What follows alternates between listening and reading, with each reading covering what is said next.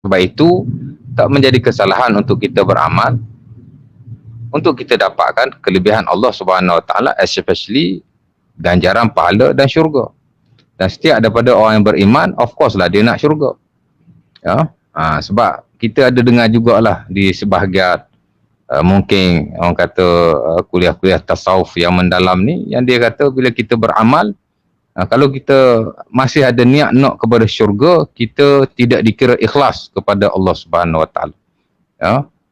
Kita tidak makrifah kepada Allah, bahkan dia kata itu dikira sebagai beramal kerana nafsu. Itulah nafsu ukhrawi.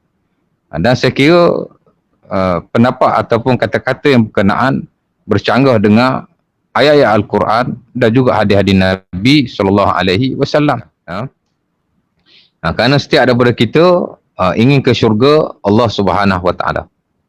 Dan kalau kita lihat dalam Quran, banyak ayat yang Allah Ta'ala menyebut tentang syurga, dan telah menjadi matlamat kita untuk kita ke syurga Allah Subhanahu Wa Ta'ala. Sebab itu bila kita belajar akidah,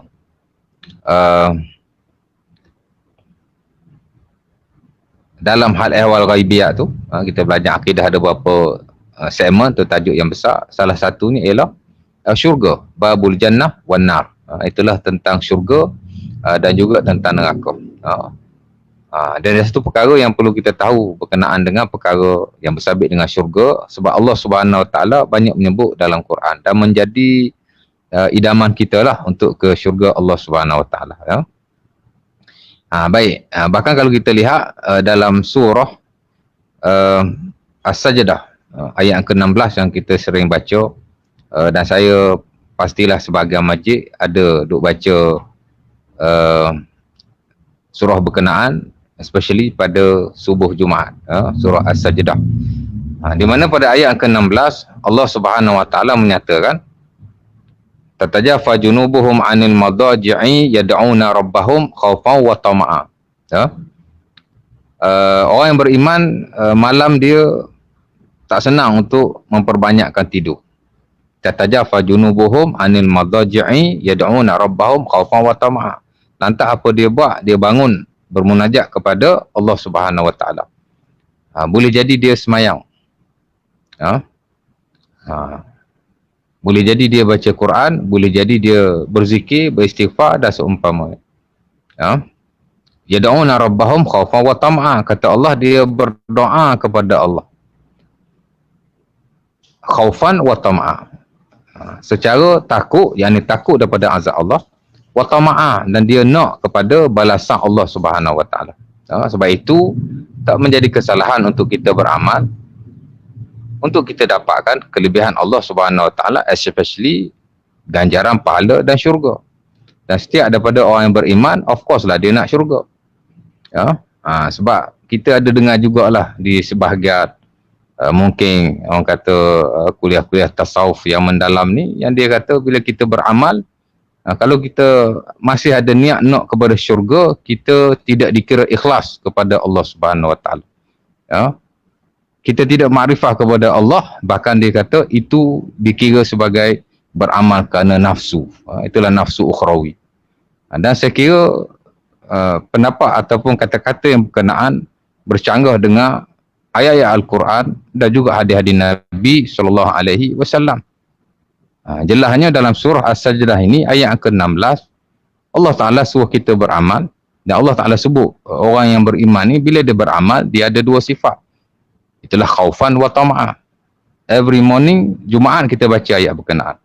Tapi sejauh mana kita menghayati maknanya. Kata Allah, orang yang beriman ni bila dia berdoa ataupun bermunajat kepada Allah dengan ibadah-ibadah yang sedia ada, dia takut kepada Allah dan dia tamak, yakni dia nak kepada balasan Allah Subhanahu Wa Taala. Dan itu diterangkan oleh ulama-ulama kita, antaranya Al-Imam Ibn Katsir dalam tafsirnya. Khaufan min azabillah, katanya. Orang yang beriman bila dia beramal, dia mesti takut kepada azab Allah.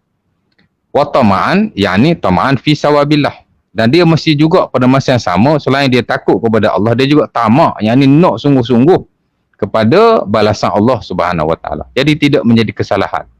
Malah amat-amat dituntut untuk kita rasa nak kepada balasan Allah, dan tidak ada balasan yang lebih besar dalam di hari akhirat, melainkan kita nak syurga Allah Subhanahu Wa Taala. Dan Nabi pun ajar kepada kita, kalau kita minta syurga, mintalah syurga yang paling tinggi dan paling dekat di sisi Allah Subhanahu Wa Taala, itulah syurga Al-Firdaus.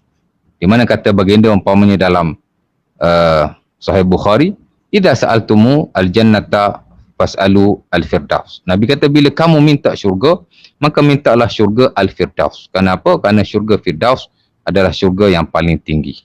Baik.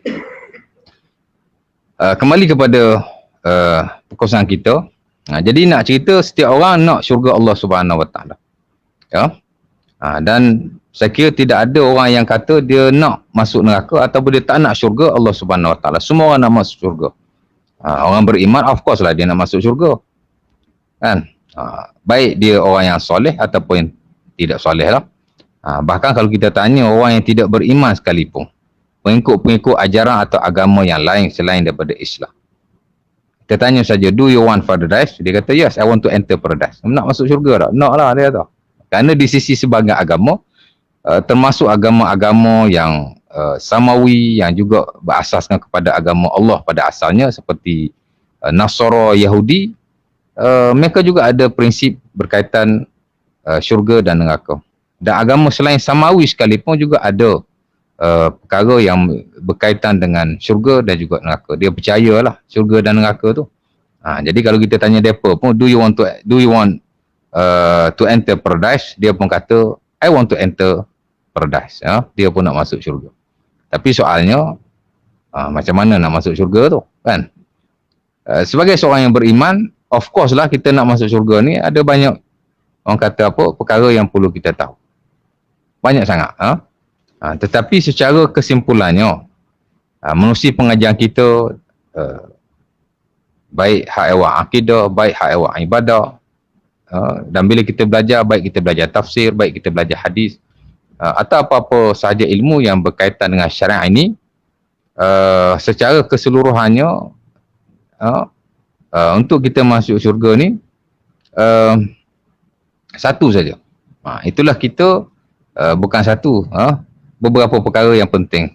Pertama ialah kita melakukan apa yang disuruh oleh Allah Subhanahu Wa Taala dan meninggalkan apa yang dilarang. Itu hak paling menyeluruh sekali. Ataupun apa disebut oleh Imam Nawawi rahimahullahu taala dalam syarah Sahih Muslim, katanya imtisalu awamirillah wajtinabu nawahi. Nak masuk syurga ni, kan, caranya antara cara yang penting itulah imtisalu awamirillah. Itulah kita melakukan apa yang disuruh oleh Allah Subhanahu Wa Taala, wa imtisalu nawahi. Kita mendengarkan apa yang dilarang oleh Allah Subhanahu Wa Taala. Suruh buat apa yang Allah Taala suruh, tinggal apa yang Allah Taala larang. Baik dari hak ewak akidah kita, apa yang Allah Taala suruh kita berpegang dengannya.